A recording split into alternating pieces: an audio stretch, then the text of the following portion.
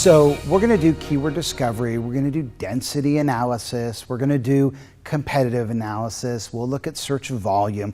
I'm going to show you a bunch of tools to get quantitative data on what searches matter the most. But before I do, let me tell you the most important thing I can tell you about SEO.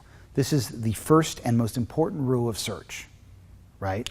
If you want to rank first for a term, just have the best content for that term, right? That's how you rank first. Not by misleading people or by keyword stuffing your metadata, but by actually having the best content. Story. I got a call from this guy who owns foreign language training schools across the country, English as a second language training schools. He's very wealthy, it's a private company. And he called me up and he said, I'll pay you anything if you can get me to come up first for language translation. Now, I'd love to get paid anything. Mama always needs a new pair of shoes. So I went ahead and I searched language translation, and what came up first was a site called Google Translate. And that site allows you to put in text, words, sentences in any language, and translate it to any other language that you choose. Very easy to use. So I said to him, well, I might be able to get you to come up first, but you see this Google Translate? He said, yeah. I said, well, we have to build a better website than that if we want to come up first. He said, no. I like my website as it is. I just want to come up first.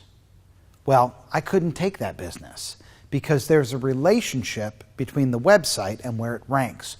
There's no secret sauce that you can pour on an online brochure to get it to come up first if it's not great content. And that's essentially what his site was.